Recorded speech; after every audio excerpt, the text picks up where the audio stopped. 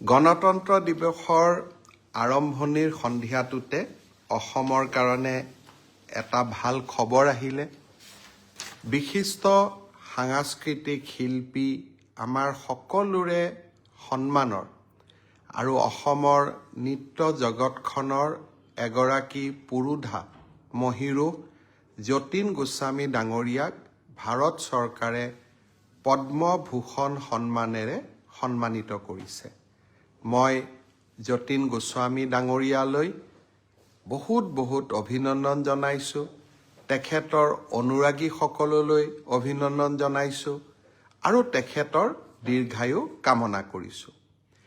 এইবাৰ আমাৰ ৰাজ্যখনৰ 4জন বিশিষ্ট ব্যক্তিয়ে পদ্মশ্ৰী সন্মান লাভ কৰিবলৈ সক্ষম হৈছে।